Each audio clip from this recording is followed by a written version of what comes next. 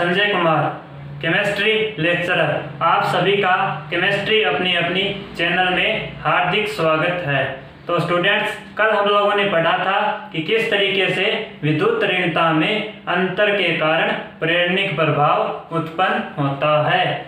मतलब इसका क्या हुआ, प्रेरणिक प्रभाव समानुपाती किसके होता है, डेल्टा ई एन। विद्युत ऋणता में अंतर के कारण प्रेरणिक प्रभाव उत्पन्न होता है। तो ये जो विद्युत ऋणता में अंतर, ये किन बातों पे डिपेंड कर रही थी, एक तो नेचर ऑफ एलिमेंट, ये अपन ने कल पढ़ लिया था, इसके एग्जाम्पल भी देखे थे, इसको समझा लिया था थोड़ा। अब एक दूसरा था परसेंट एस कैरेक्टर। तो विद्युत ऋणता दो चीजों पर डिपेंड कर रही थी, नेचर ऑफ एलिमेंट और परसेंट एस कैरेक्टर पर। तो ये जो परसेंट एस कैरेक्टर, ये अपन बात करने जा रहे हैं, ये किन चीजों पे डिपेंड करेगा। सबसे पहला तो था संकरण का मतलब हाइब्रिडाइजेशन। दूसरा जो था वो था बंद कोण,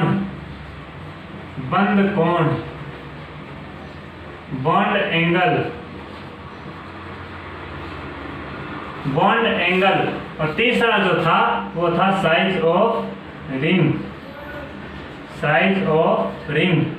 रिंग की साइज पे भी डिपेंड करेगा। तो अपन सबसे पहले अपन बात करते हैं संकरण किस तरीके से परसेंट एस कैरेक्टर को डिफेक्ट करेगा या इसका इफेक्ट क्या रहेगा। जैसे मैं एग्जांपल लेता हूं संकरण का। एक तो संकरण है sp, एक संकरण होता है sp2, एक है sp3। अपन एक कॉमन एग्जांपल ये है संकरण का, इस चीज को समझाने के लिए कि परसेंट एस कैरेक्टर संकरण को किस तरीके से डिपेंडेंस कर रहा है। तो मैं बात करता हूं इसमें sp संकरण की। s और p में ये दोनों s ऑर्बिटल और p ऑर्बिटल दोनों मिलकर दो sp ऑर्बिटल का फॉर्मेशन करते हैं। तो प्रत्येक हिस्से में कितना आएगा, 1/2। कितने में से आएगा, 100% में। इसी तरीके से इस संकरण में एक s और दो p ऑर्बिटल पार्टिसिपेट करके 3 sp2 हाइब्रिड ऑर्बिटल बनाते हैं। तो प्रत्येक हिस्से में कितना आएगा, 1/3 × 100। इसी तरीके से इसमें एक s और 3 p ऑर्बिटल मिलके 4 sp3 हाइब्रिड ऑर्बिटल बनाते हैं। तो प्रत्येक हिस्से में कितना आएगा, 1/4 × 100। तो इसका परसेंटेज कितना हो गया, 50%। इसका परसेंटेज कितना हो गया, 33.3%। इसका कितना हो गया, 25%। तो इस तरीके से परसेंट एस कैरेक्टर की बात हो गई है। परसेंट एस कैरेक्टर सबसे ज्यादा किस में है, 50%, यानी sp हाइब्रिड ऑर्बिटल या sp संकरण में। उसके बाद sp2, उसके बाद sp3। तो परसेंट एस कैरेक्टर ने हाइब्रिडाइजेशन पे डिपेंडेंस दिखा दी। अब दूसरा है बंद कोण की बात करने से पहले, बंद कोण की भी बात करेंगे, लेकिन उससे पहले मैं साइज ऑफ रिंग की बात करता हूं, किस तरीके से percent S character size of ring पे डिपेंड करेगा। तो जैसे मैंने एक एग्जांपल लिया, एक तो मैंने 3 मेंबर रिंग ली, एक मैंने 4 मेंबर रिंग ली, एक मैंने 5 मेंबर रिंग। तो 3 member ring, 4 member ring, 5 member ring, इसमें से किसका परसेंट एस कैरेक्टर ज्यादा होगा। तो क्वेश्चन क्या है, परसेंट एस कैरेक्टर सबसे ज्यादा किसका होगा। तो अपन बात करते हैं परसेंट एस कैरेक्टर का मतलब। परसेंट एस कैरेक्टर हम लोगों ने पढ़ा था, परसेंट एस कैरेक्टर अगर डिपेंड करेगा किस पे करेगा, En पे। विद्युत ऋणता पे डिपेंड करेगा percent S character. Percent S character अगर बढ़ेगा तो विद्युत ऋणता भी बढ़ेगी, या मैं ऐसे कहूं, विद्युत ऋणता बढ़ेगी तो परसेंट एस कैरेक्टर भी बढ़ेगा। अपन बात इसको सोल्व करेंगे किससे, विद्युत ऋणता से। विद्युत ऋणता, एक बात बोली जाती है कि small ring have more En छोटी रिंग है उसकी विद्युत ऋणता ज्यादा होती है, किसके बजाय? बड़ी रिंग के बजाय। तो छोटी रिंग कौन सी है इसमें? ये 3 मेंबर रिंग। तो इसकी विद्युत ऋणता क्या होगी? सबसे ज्यादा होगी। 3 मेंबर रिंग की विद्युत ऋणता सबसे ज्यादा होगी क्योंकि ये साइज में छोटी है। Small ring have more En। तो इसमें क्या हो गया? विद्युत ऋणता स्मॉल रिंग की सबसे ज्यादा है, तो परसेंट एस करेक्टर भी स्मॉल रिंग का सबसे ज्यादा होगा। तो इस तरीके से अपने बात की कि परसेंट एस करेक्टर ने साइज ऑफ रिंग को डिफाइन कर दिया। अब अपन बात करते हैं, मैं कुछ ऐसे एग्जाम्पल, एक ऐसा एग्जाम्पल लेता हूं जिसके द्वारा अपन संकरण को काम में लेके और प्रेरणिक प्रभाव की प्रकृति का पता करते हैं कि वो कौन से एग्जाम्पल है जिससे अपन प्रेरणिक प्रभाव की प्रकृति को समझा सकते हैं। तो चलिए मैं एक एग्जाम्पल लेता हूं। अपन क्या देख रहे हैं? नेचर, प्रेरणिक प्रभाव की नेचर देख रहे हैं। तो मैं नेचर देखने के सबसे पहले क्या करूंगा? एक एग्जाम्पल ले लेता हूं। जैसे मैंने एग्जाम्पल लिया बेंजीन, ये बेंजीन हो गई,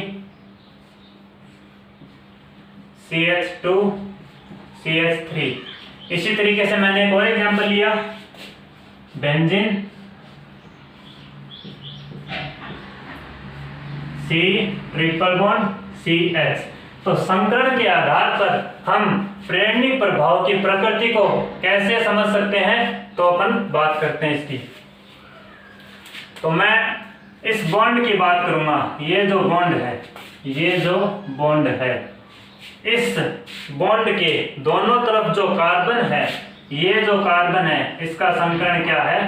sp2। और इस कार्बन का संकरण क्या है? sp3।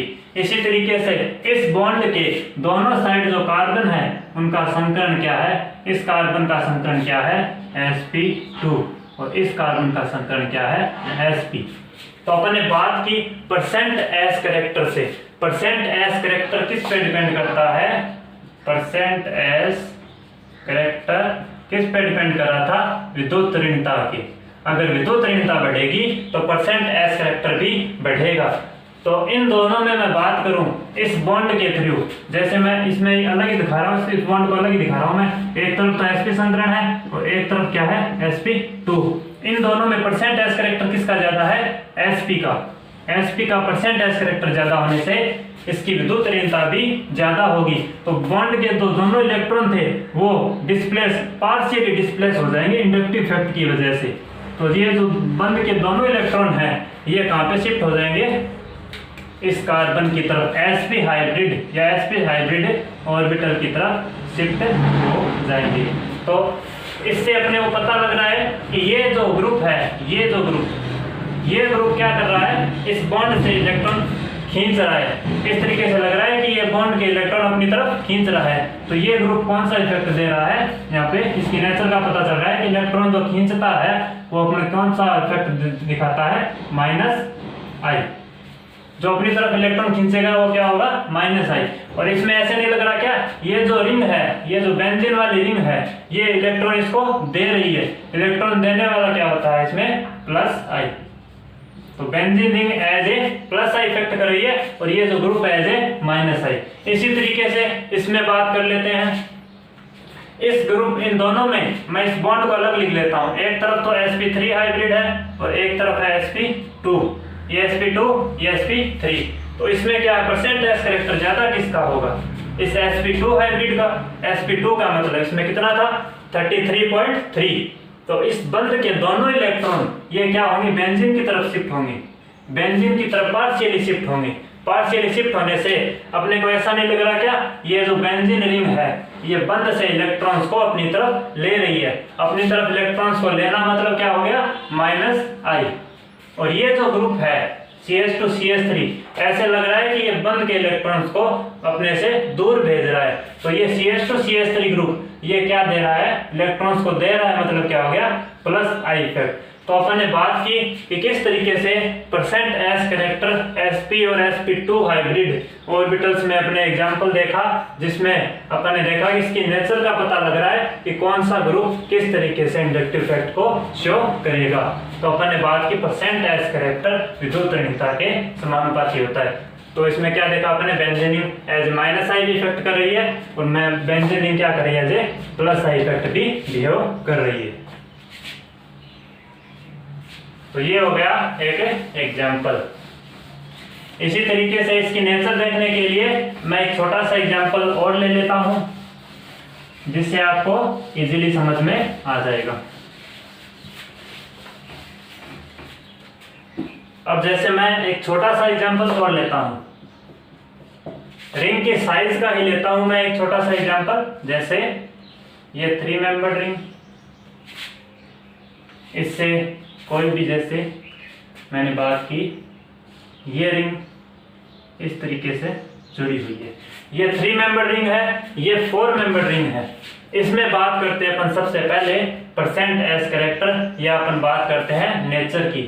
इन दोनों रिंग में, इन दोनों रिंग की नेचर अपने से पूछ लेता है, इनकी नेचर क्या होगी। तो मैंने एक बात कही थी, small ring have, small ring more EN, more EN. छोटी रिंग की विद्युत ऋणता ज्यादा होती है। तो इस ये जो छोटी रिंग है, ये जो छोटी रिंग है, इसकी विद्युत ऋणता इस बड़ी 4 मेंबर रिंग से ज्यादा होगी। विद्युत ऋणता ज्यादा होने का मतलब क्या हो गया, ये बंध के दोनों इलेक्ट्रॉन अपनी तरफ शिफ्ट कर लेगी, अपनी तरफ पार्शियली शिफ्ट करेगी। और ये जो विद्युत ऋणता स्मॉल रिंग की ज्यादा होती है, तो स्मॉल रिंग की विद्युत ऋणता ज्यादा होने से इस बंध के इलेक्ट्रॉन अपनी तरफ शिफ्ट कर लिए। इसकी वजह से ऐसे नहीं लग रहा क्या, ये जो 3 मेंबर रिंग है, इसने क्या किया, बंद से इलेक्ट्रॉन को अपनी तरफ खींच लिया। तो इस रिंग की नेचर क्या हो जाएगी, अपनी तरफ इलेक्ट्रॉन्स को खींचा है, मतलब क्या होगी इसकी नेचर माइनस आई। और ऐसे नहीं लग रहा, ये जो 4 मेंबर रिंग है, इसने बॉन्ड के इलेक्ट्रॉन पार्शियली अपने से दूर भेज रही है। अपने से दूर भेजने का मतलब इस रिंग की नेचर क्या हो गई, प्लस आई। तो ये इस तरीके से अपन विद्युत ऋणता के आधार पर छोटी रिंग में विद्युत ऋणता ज्यादा होती है, इस तरीके से इसकी नेचर का पता लगा सकते हैं।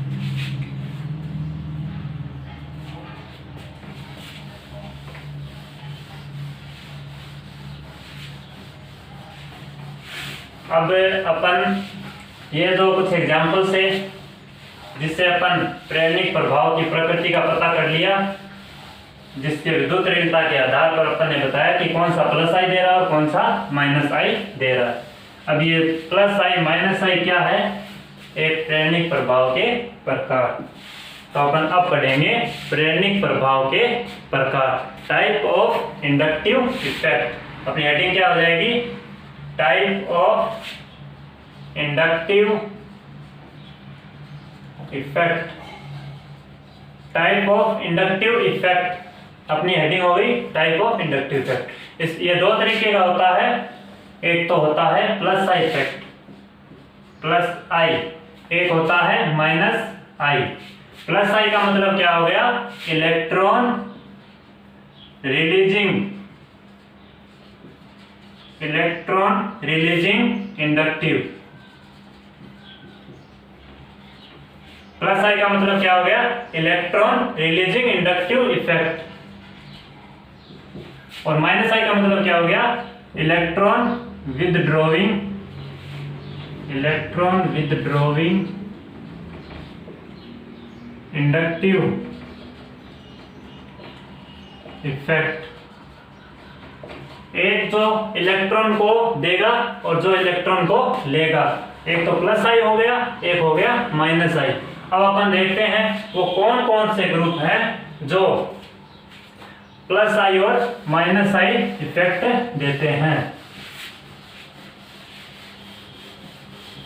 तो सबसे पहले मैं बात कर रहा हूं ऐसे वो एग्जांपल्स, ऐसे वो ग्रुप जो प्लस आई प्रभाव शो करते हैं, plus I effect order, plus I effect order. ऐसे कौन कौन से ग्रुप हैं जो प्लस आई प्रभाव शो करते हैं। तो सबसे पहले जैसे सबसे ज्यादा प्लस आई प्रभाव होता है CH2 माइनस का, उसके बाद होता है NH माइनस का, उसके बाद होता है O माइनस का, उसके बाद होता है C double bond O minus group का, उसके बाद होता है 3 डिग्री कार्बोकेटाइन का, उसके बाद होता है 2 डिग्री कार्बोकेटाइन, इसके बाद होता है 1 डिग्री कार्बोकेटाइन।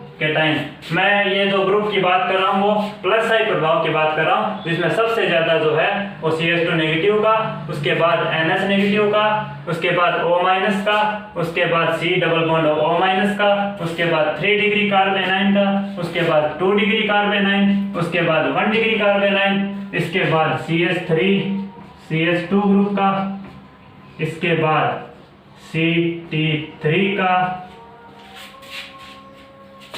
इसके बाद होता है CD3 का, इसके बाद होता है CH3, इसके बाद ट्राइटियम, इसके बाद ड्यूटेरियम और इसके बाद प्रोटियम। ये किसका ऑर्डर हो गया? प्लस आई प्रभाव का ऑर्डर हो गया। वो कौन कौन से ग्रुप हैं जो प्लस आई प्रभाव को रिलेटिवली अपनी से कोई इजीली समझ सकते हैं कि सबसे ज्यादा किसका होता है और सबसे कम किसका होता है। अब मैं बात करता हूं माइनस आई इफेक्ट की।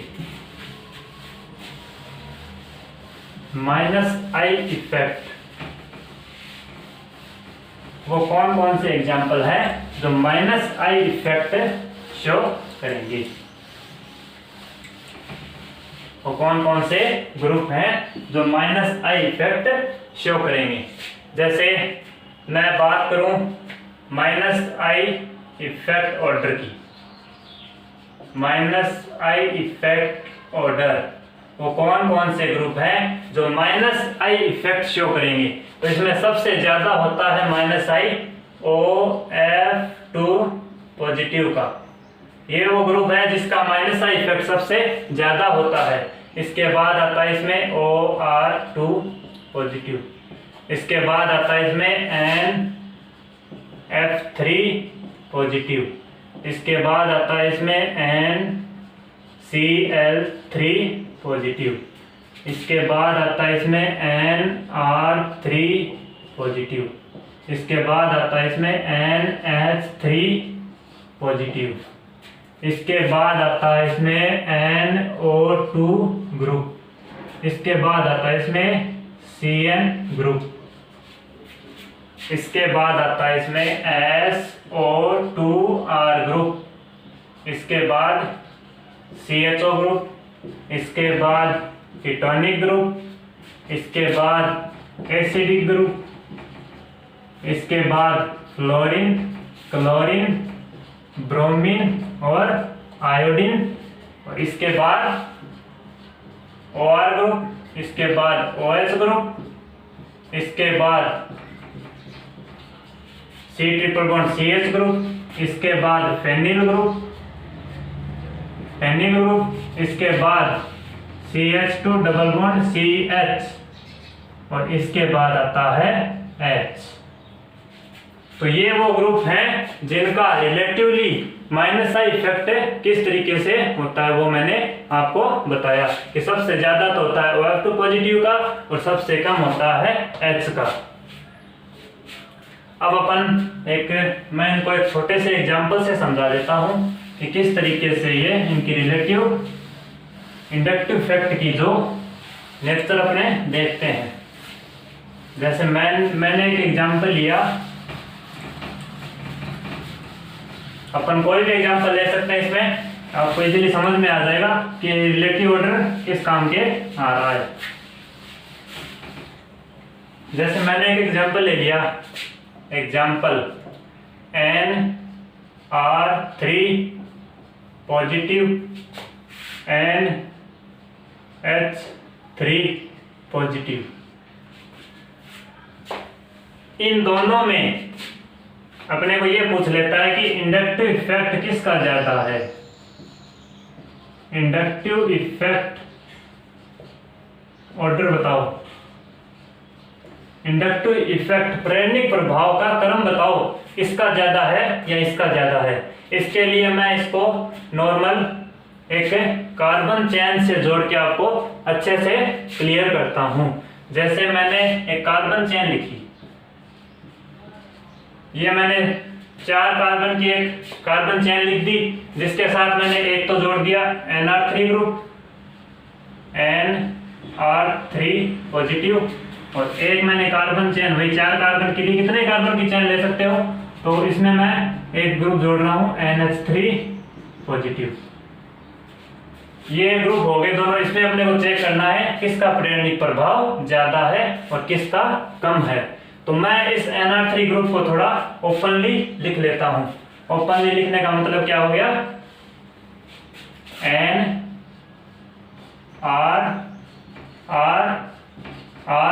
पॉजिटिव। इसी तरीके से इस ग्रुप को भी मैं ओपनली लिख लेता हूं, NH पॉजिटिव। तो इसमें ध्यान से देखिएगा, ये जो एल्किल ग्रुप है, एल्किल ग्रुप, इसमें क्या है, हाइड्रोजन। एल्किल ग्रुप की साइज हमेशा ही हाइड्रोजन से ज्यादा होती है। इसकी साइज क्या होती है, इस हाइड्रोजन से ज्यादा होती है। एल्किल ग्रुप कौन सा इफेक्ट देता है, +I। इसने अपने इलेक्ट्रॉन पार्शियली शिफ्ट किए नाइट्रोजन की तरफ, तो एल्किल ग्रुप क्या दे रहा है, +I।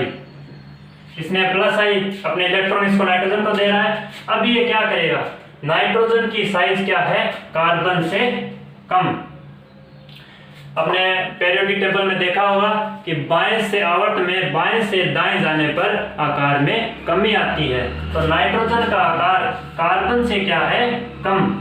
इस नाइट्रोजन का जो आकार है, नाइट्रोजन का आकार कार्बन से क्या है, कम। आकार क्या है, कम। इस कार्बन से आकार कम होने से, इसका आकार कम होने से, आकार कम होने से ये जो एंगल है इस नाइट्रोजन और एल्किल ग्रुप के बॉन्ड और इस कार्बन और नाइट्रोजन बॉन्ड के बीच में जो एंगल थीटा है, बंध कोण, इस नाइट्रोजन का आकार कम होने से ये R और ये कार्बन एक दूसरे के पास में आएंगे। पास में आने मतलब इनके बीच दूरी क्या है, बिल्कुल कम हो गई। तो इस ग्रुप कार्बन और इस एल्किल ग्रुप के बीच क्या लगेगा, steric repulsion. Steric repulsion, steric repulsion का मतलब क्या हो गया, त्रिविम बाधा। त्रिविम बाधा लग गई, जिसके कारण इन दोनों के बीच ये एक दूसरे को रिपेल करेंगे। रिपल्सन प्रतिकर्षण लगने से ये एक दूसरे से दूर जाएंगे, दूर जाने की कोशिश करेंगे। दूर जाने से ये जो थीटा है, बॉन्ड एंगल थीटा, इसका ये क्या हो जाएगा, बढ़ जाएगा, थीटा बढ़ जाएगा। तो अपन ने बात की थी %S कैरेक्टर जो होता है, %S कैरेक्टर। ये जो %S कैरेक्टर ये किस बात पे डिपेंड कर रहा था, थीटा, बंध कोण थीटा पे डिपेंड कर रहा था। तो %S कैरेक्टर के बढ़ने से थीटा भी बढ़ेगा। तो मैं कहूं कि ये जो थीटा बढ़ जाएगा, इस रिपल्सन के कारण थीटा बढ़ने से इस नाइट्रोजन की जो क्या हो गई, %S कैरेक्टर क्या हो गया, बढ़ गया। %S कैरेक्टर यहाँ पे बढ़ गया। %S कैरेक्टर बढ़ने से थीटा बढ़ गया, या ऐसे बोल दो स्टेरिक रिपल्सन प्रतिकर्षण की वजह से ये जो थीटा है बढ़ गया। थीटा के बढ़ने से %S कैरेक्टर भी बढ़ गया। %S कैरेक्टर बढ़ गया, इसका मतलब क्या हुआ, %S कैरेक्टर इंक्रीज। इसका मतलब क्या हुआ, विद्युत ऋणता भी बढ़ गई। %S कैरेक्टर विद्युत ऋणता, क्योंकि विद्युत ऋणता %S कैरेक्टर पे डिपेंड करती है। तो विद्युत ऋणता बढ़ने से, विद्युत ऋणता बढ़ गई मतलब ये जो इस बॉन्ड से इलेक्ट्रॉन, ये जो पूरा ग्रुप है, ये पूरा ग्रुप NR3 पॉजिटिव ग्रुप, ये पूरा ग्रुप अब क्या करेगा, इस बॉन्ड से इलेक्ट्रॉन अपनी तरफ खींचेगा, क्योंकि विद्युत ऋणता बढ़ गई। विद्युत ऋणता बढ़ने से बंध के इलेक्ट्रॉन को अपनी तरफ पार्शियली कुछ ज्यादा शिफ्ट करेगा, इस श्रृंखला से, इस कार्बन चेन से ये अपने इलेक्ट्रॉन अपनी तरफ खींचेगा। इलेक्ट्रॉन अपनी तरफ खींचेगा तो क्या हो गया, इलेक्ट्रॉन इस ग्रुप की नेचर क्या हो गई माइनस, ओवरऑल इस ग्रुप की नेचर क्या होगी माइनस आई। तो माइनस आई ग्रुप इसकी नेचर होगी क्योंकि इसने बॉन्ड से, इस कार्बन श्रृंखला से इलेक्ट्रॉन की टेंडेंसी, खींचने की टेंडेंसी बहुत ज्यादा बढ़ गई क्योंकि थीटा बढ़ गया। और इसकी अगर मैं बात करूं, इस ग्रुप की बात करूं NH3 पॉजिटिव की, इसमें एल्किल ग्रुप नहीं है, मतलब साइज इतनी ज्यादा नहीं है एटम्स की। एल्किल ग्रुप हाइड्रोजन बिल्कुल स्मॉल एटम है, तो इसकी साइज इसके कंपैरेटिवली क्या है, हाइड्रोजन की बिल्कुल कम है। तो इस तरीके से यहाँ पे कोई रिपल्सन नहीं लगेगा, जो रिपल्सन यहाँ पे लग रहा था वो रिपल्सन यहाँ पे नहीं लगेगा। तो इस तरीके की इसमें कोई चीज देखने को नहीं मिलेगी। तो सबसे इसमें क्या होगा, इंडक्टिव इफेक्ट की अपने को ऑर्डर चेक करना था, तो अपने ऑर्डर चेक किया कि माइनस आई इफेक्ट, इसमें En बढ़ने से माइनस आई इफेक्ट भी बढ़ जाएगा। तो कंपेयर, इन दोनों की कंपैरेटिवली जो बात की अपने प्रेरणिक प्रभाव की किसका ज्यादा होगा, तो अपन ने अब अपन बोल सकते हैं कि NR3 पॉजिटिव का ज्यादा होता है प्रेरणिक प्रभाव NH3 पॉजिटिव से। ये अपना ऑर्डर हो गया, ये अपना आंसर हो गया कि NR3 का जो इंडक्टिव इफेक्ट था, माइनस आई इफेक्ट था, वो NH3 पॉजिटिव से हमेशा ही ज्यादा होता है। किस तरीके से होता है ये मैंने आपको समझा दिया। अब मैं एक एग्जांपल लेता हूं, ऐसा ही कोई प्रेरणिक प्रभाव को समझाने का एक छोटा सा एग्जांपल और ले लेता हूं, जिससे आपको इजीली समझ आ जाएगा।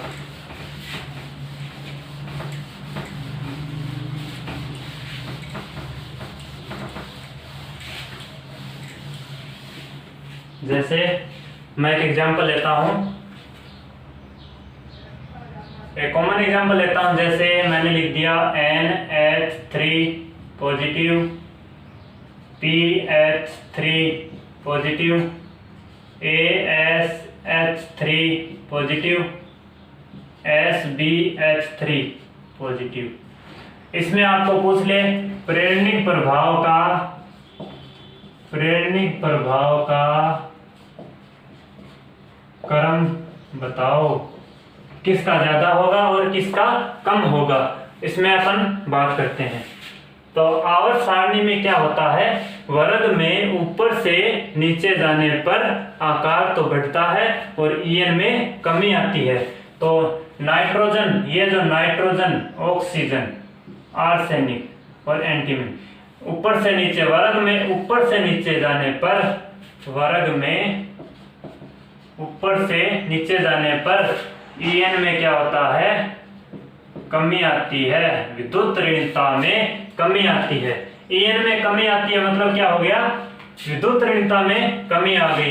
विद्युत ऋणता में, क्योंकि विद्युत ऋणता किस पे डिपेंड करती है, percent S character, percent S character. तो विद्युत ऋणता में जो कमी आई तो उसने क्या किया, परसेंट एस कैरेक्टर को भी क्या कर दिया, कम कर दिया। परसेंट एस कैरेक्टर, विद्युत ऋणता में कमी आई तो परसेंट एस कैरेक्टर में भी कमी आ गई। तो परसेंट एस कैरेक्टर में कमी आने से इंडक्टिव इफेक्ट में भी क्या आएगी, कमी आएगी। इंडक्टिव इफेक्ट में भी कमी होगी।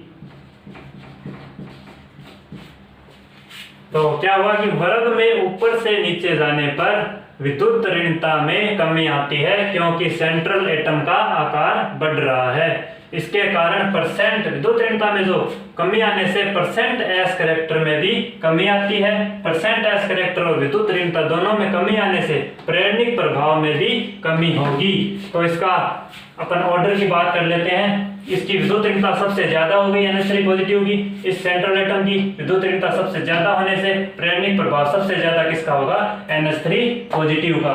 NH3 पॉजिटिव का सबसे ज्यादा होगा प्रेरणिक प्रभाव -I। उसके बाद किसका होगा, PH3, उसके बाद ASH3 का हो गया, उसके बाद हो गया SBH3 का। तो ये ऑर्डर हो गया -i का, प्रेरणिक प्रभाव का ऑर्डर का क्रम ये बिल्कुल अपना सही है। तो अपन ने बात की कि वर्ग में ऊपर से नीचे जाने पर विद्युत ऋणता में आई कमी परसेंट एस करेक्टर में कमी ला देती है, जिसके कारण इंडक्टिव इफेक्ट में भी कमी आ जाती है। तो मैं उम्मीद कर रहा हूं कि आपको ये एग्जांपल समझ में आ गया होगा।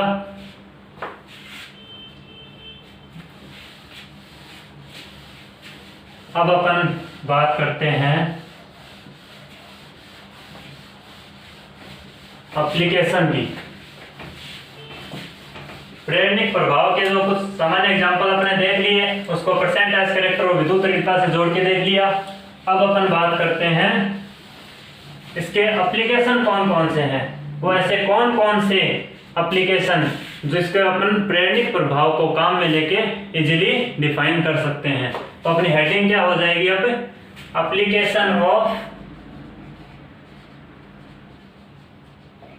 Application of inductive effect, application of inductive effect, प्रेरणिक प्रभाव के अनुप्रयोग। इसमें कौन कौन सी वो कैटेगरी है जिसके अंदर अपन प्रेरणिक प्रभाव का उपयोग करके कुछ एग्जांपल्स को इजीली डिफाइन कर सकते हैं। तो सबसे पहले अपन बात करेंगे इसमें stability of intermediate, stability of intermediate, मध्यवर्ती का स्थायित्व है। इसके बाद अपन बात करेंगे इसमें रिएक्टिविटी ऑफ एल्किल हैलाइड्स। इसके बाद अपन बात करेंगे जिसमें प्रेरणिक प्रभाव को काम में लेके एल्किल हैलाइड्स की क्रियाशीलता का देखेंगे। थर्ड इसमें आता है रिएक्टिविटी ऑफ कार्बोनाइल्स कंपाउंड्स। इसके बाद अपन देखेंगे कार्बोनाइल कंपाउंड्स की क्रियाशीलता। इसके बाद अपन देखेंगे रिएक्टिविटी ऑफ एल्कोहल्स। इसके बाद अपन देखेंगे एल्कोहल्स की क्रियाशीलता। इसके बाद अपन देखेंगे एसिडिक नेचर ऑफ हाइड्रोजन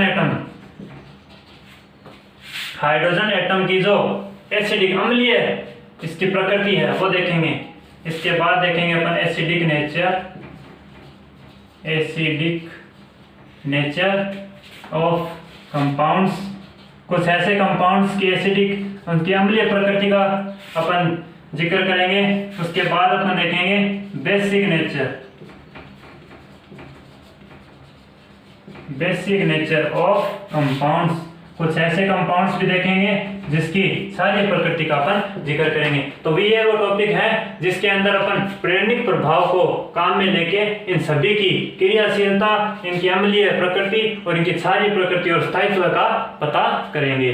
तो सबसे पहले अपन जो स्टार्ट करेंगे वो अपना टॉपिक क्या रहेगा, स्टेबिलिटी ऑफ इंटरमीडिएट, मध्यवर्ती का स्थायित्व है। प्रेरणिक प्रभाव को अपन इसको काम में लेके किस तरीके से इसकी व्याख्या करेंगे वो अपन अब देखते हैं। स्टेबिलिटी ऑफ इंटरमीडिएट, सबसे पहले बात आती है इंटरमीडिएट, इसमें कौन कौन से आएंगे। तो इंटरमीडिएट की मैं बात करूं तो सबसे पहले आता है इसमें कार्बोकेटायन।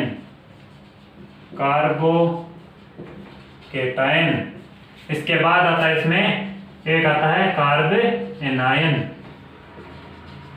एक तो आता है कार्ब एनायन, एक आता है कार्ब एनायन, जो इंटरमीडिएट काम करते हैं, कार्बोकेटायन और कार्ब एनायन। इसकी स्टेबिलिटी देखने के लिए किस तरीके से इंडक्टिव इफेक्ट इनकी स्टेबिलिटी को इफेक्ट करेगा वो अपन देखते हैं। तो कार्बोकेटायन की स्टेबिलिटी, ये जो कार्बोकेटायन है, ये जो कार्बोकेटायन होगा इसके पास क्या होगा, पॉजिटिव चार्ज होगा, मतलब इसके पास इलेक्ट्रॉन्स की कमी होगी। तो मैं अगर बात करूं, अगर इसके चारों ओर मैं ऐसे ग्रुप लगा दूं जो इलेक्ट्रॉन इसको दे दे, मतलब इलेक्ट्रॉन रिलीजिंग ग्रुप जोड़ दूं, इलेक्ट्रॉन रिलीजिंग ग्रुप जोड़ने से इसकी स्टेबिलिटी क्या हो जाती है, बढ़ जाती है। तो समानुपाती किसकी हो जाएगा, इलेक्ट्रॉन रिलीजिंग ग्रुप, एक ऐसा ग्रुप जो इसको इलेक्ट्रॉन दे दे। तो इलेक्ट्रॉन रिलीजिंग ग्रुप की संख्या जितनी ज्यादा होगी तो इस कार्बोकेटाइन की स्टेबिलिटी भी उतनी ही ज्यादा होगी। इसके बाद मैं बात करता हूं इसकी स्टेबिलिटी किससे देखते हैं। स्टेबिलिटी ऑफ कार्बोकेटाइन, यह भी स्टेबिलिटी ऑफ कार्बोकेटाइन समानुपाती किसकी होती है, प्लस आई इफेक्ट की। प्लस आई का मतलब क्या हो गया, जो इलेक्ट्रॉन्स को रिलीज करेगा। एक तरीके से इलेक्ट्रॉन रिलीजिंग ग्रुप में बोल सकते हैं या अपन अपने को बोल सकते हैं कि जो ऐसा प्रेरणिक प्रभाव जो क्या हो, इलेक्ट्रॉन रिलीज करता हो, उस वो भी क्या करता है, कार्बोकेटाइन की स्टेबिलिटी को इंक्रीज करेगा। अब इसका उल्टा कर देते हैं अपन, यहाँ पे इलेक्ट्रॉन रिलीजिंग ग्रुप था जो स्टेबिलिटी को क्या बढ़ा रहा था, समानुपाती था। अब इसका उल्टा क्या हो जाएगा, 1 अपॉन इलेक्ट्रॉन विदड्रॉइंग ग्रुप। तो इलेक्ट्रॉन विदड्रॉइंग ग्रुप बढ़ने से इसकी स्टेबिलिटी और कम हो जाएगी, एक दूसरे के व्युत्क्रम हो जाएंगे। इसी तरीके से R पॉजिटिव इसकी जो स्टेबिलिटी है वो क्या हो जाएगी, 1 अपॉन माइनस आई इफेक्ट। तो इलेक्ट्रॉन विदड्रॉइंग और माइनस आई ये दोनों क्या कर रहे हैं, इस कार्बोकेटाइन की स्टेबिलिटी को कम कर रहे हैं। और इलेक्ट्रॉन रिलीजिंग ग्रुप और प्लस आई इंडक्टिव इफेक्ट ये क्या कर रहे हैं, कार्बोकेटाइन की स्टेबिलिटी को बढ़ा रहे हैं। कार्ब एनायन में क्या होता है, कार्ब एनायन में कार्बोकेटाइन का जस्ट उल्टा होगा। कैसे, कि स्टेबिलिटी ऑफ कार्ब एनायन समानुपाती किसके होगी, electron withdrawing group. Electron withdrawing group मतलब किसी कार्ब एनायन पर जितने ज्यादा इलेक्ट्रॉन विदड्रॉइंग ग्रुप होंगे तो उस कार्ब एनायन की स्टेबिलिटी उतनी ही ज्यादा होगी। इसी तरीके से मैं बात करूं कि स्टेबिलिटी से, तो जो माइनस आई है, माइनस आई जो इलेक्ट्रॉन्स को क्या करेगा, अपनी तरफ खींचेगा, वो इंडक्टिव इफेक्ट कार्ब एनायन की स्टेबिलिटी को बढ़ाएगा। अब इन दोनों का उल्टा लिख लेते हैं, जैसे R माइनस इस कार्बोकेटाइन कार्ब एनायन की जो स्टेबिलिटी किससे कम हो सकती है, electron releasing group. R minus की जो स्टेबिलिटी है वो प्लस आई इंडक्टिव इफेक्ट। इन दोनों से तो कार्ब एनायन की स्टेबिलिटी क्या होती है, कम होती है, और इन दोनों से क्या होता है, इस कार्ब एनायन की स्टेबिलिटी बढ़ जाती है। तो ये वो फैक्टर्स हैं जिसमें अपन प्रेरणिक प्रभाव को काम में लेके अपन एक तो कार्बोकेटाइन की स्टेबिलिटी और कार्ब एनायन की स्टेबिलिटी की चर्चा कर रहे हैं। इसके कुछ एग्जांपल्स भी देखेंगे जो अपने को डिफाइन करेंगे कि किस तरीके से ये अपनी स्टेबिलिटी को बढ़ा रहे हैं। इंडक्टिव इफेक्ट्स को काम में लेके अपन इनकी स्टेबिलिटी को चेक करते हैं।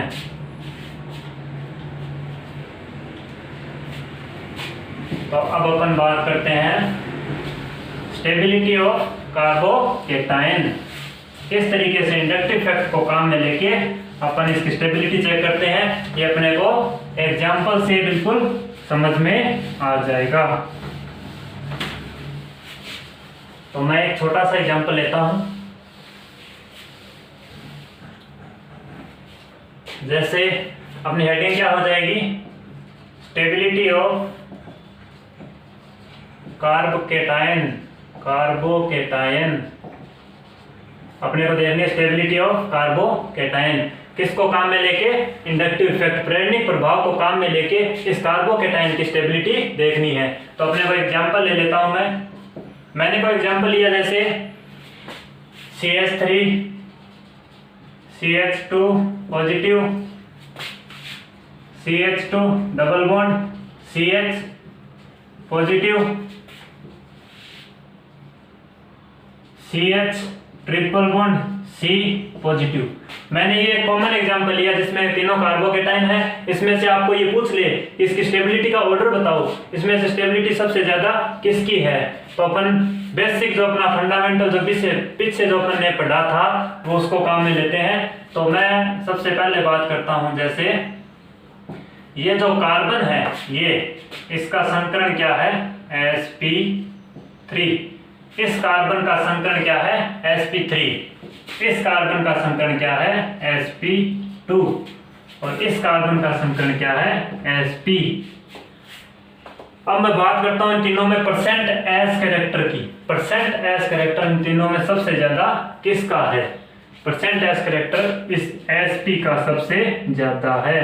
परसेंट एस सबसे ज्यादा किसका है? एसपी का। ठीक है, एक जनरल अपने कॉमन स्टेटमेंट आता है कि जिस एटम की विद्युत ऋणता, जिस एलिमेंट की विद्युत ऋणता ज्यादा होती है, जिस एलिमेंट की विद्युत ऋणता ज्यादा होती है उसकी टेंडेंसी क्या होती है? नेगेटिव चार्ज रखने की। जैसे मैं बात करूं कोई ग्रुप है एक्स और वाई, मैं ऐसे बोल दूं कि वाई की विद्युत ऋणता एक्स से ज्यादा है, y की विद्युत ऋणता x से ज्यादा है, तो विद्युत ऋणता y की ज्यादा होने से इसकी टेंडेंसी क्या होगी? ये ज्यादा से ज्यादा क्या रखेगा? Negative charge. और इस पे इसकी विद्युत ऋणता कम है, इसका मतलब ये क्या हो गया? अपने इलेक्ट्रॉन इधर दे देगा, ये इसकी विद्युत ऋणता ज्यादा है, इधर इलेक्ट्रॉन दे देगा, तो x की विद्युत ऋणता कम होने से इसकी टेंडेंसी क्या होगी? पॉजिटिव चार्ज ज्यादा से ज्यादा रखने की। इसी बेस ये स्टेटमेंट अपने को काम आएगा यहाँ पे। तो मैं अगर बात करता हूँ percent S character, percent S character क्या हो गया? इस एसपी में सबसे ज्यादा हो गया। तो इधर से इधर जाने पर क्या हो रहा है? Percent S character, percent S character क्या हो रहा है? बढ़ रहा है। अपने दिख रहा है कि sp3 में कितना होता है? 25%, इसमें 33.3%, इसमें होता है 25%। तो इसमें सबसे, इसमें क्या, सॉरी इसमें क्या होता है? 50%। तो इसमें परसेंट एस कैरेक्टर क्या है? सबसे ज्यादा। परसेंट एस कैरेक्टर ज्यादा होने से विद्युत ऋणता भी क्या होगी? बढ़ गई।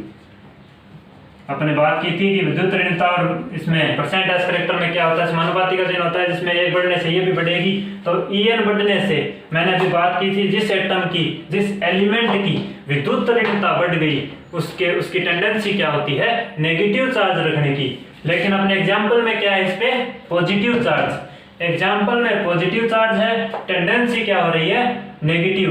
अपने क्या हो रहा है? Tendency to bear negative charge increase, negative charge increase. मतलब इसकी टेंडेंसी नेगेटिव चार्ज रखने की, तो टेंडेंसी क्या है? विद्युत ऋणता बढ़ने से बढ़ रही है। लेकिन अपने एग्जांपल में क्या है? यहाँ पे पॉजिटिव चार्ज। जैसे इसकी विद्युत ऋणता बढ़ गई, विद्युत ऋणता बढ़ने से ये पॉजिटिव चार्ज थोड़ा कम होने लगता है। ये चार्ज क्या होने लगता है? कम होने लगता है। ये पॉजिटिव चार्ज कम होने लगता है, जिसके कारण, और इसकी क्या है? विद्युत ऋणता परसेंट एस कैरेक्टर सबसे कम इसमें है, सबसे ज्यादा इसमें। सबसे कम इसमें होने के कारण, सबसे कम होने का मतलब क्या हो गया? इसकी विद्युत ऋणता भी, परसेंट एस कैरेक्टर कम, विद्युत ऋणता भी कम। विद्युत ऋणता कम होने का मतलब इसकी पॉजिटिव चार्ज रखने की टेंडेंसी सबसे ज्यादा है। पॉजिटिव चार्ज अपने एग्जांपल में भी पॉजिटिव दिया था, और इसकी टेंडेंसी क्या होने से? En कम होने से इसकी और बढ़ गई टेंडेंसी पॉजिटिव चार्ज रखने की। तो अपन स्टेबिलिटी की बात करें तो इसकी पॉजिटिव चार्ज रखने की टेंडेंसी कम होगी, इसकी टेंडेंसी पॉजिटिव चार्ज जितना ज्यादा होगा वो कार्बोकेटायन उतना ही स्टेबल होगा। तो सबसे पहले मैं बात करूं, जैसे अपन स्टेबिलिटी का ऑर्डर देखना था, तो स्टेबिलिटी का ऑर्डर क्या हो जाएगा? ये CH3CH2 पॉजिटिव मोर स्टेबल, उसके बाद ये स्टेबल होगा, उसके बाद ये स्टेबल होगा। तो अपने देखा किस तरीके से परसेंट एस कैरेक्टर और विद्युत ऋणता को लेके अपन ने जो बात की थी स्टेबिलिटी ऑफ कार्बोकेटाइन, अपने देखा कि स्टेबिलिटी ऑफ कार्बोकेटाइन में सबसे ज्यादा स्टेबल ये है और सबसे कम स्टेबल ये है। तो इस तरीके से ये अपने स्टेबिलिटी ऑफ कार्बोकेटाइन को थोड़ा डिफाइन किया।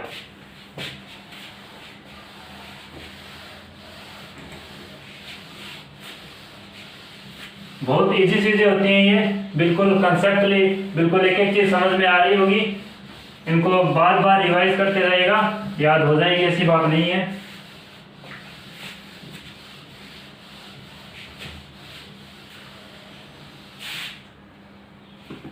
तो अपन कल वाले लेक्चर में कुछ और भी एग्जांपल्स देखेंगे, जिसके अलावा अपन स्टेबिलिटी ऑफ कार्बोकेटाइन और उसके बाद अपन पढ़ेंगे स्टेबिलिटी ऑफ कार्बेनाइन।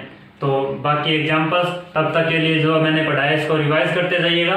बाकी बहुत एग्जांपल है इसके, अपन कल एग्जांपल्स में पढ़ेंगे किस तरीके से कार्बोकेटाइन की स्टेबिलिटी इंडक्टिव इफेक्ट पे डिपेंड कर रही है, या इंडक्टिव इफेक्ट को अपन काम में लेके किस तरीके से उन एग्जांपल्स को समझाते हैं।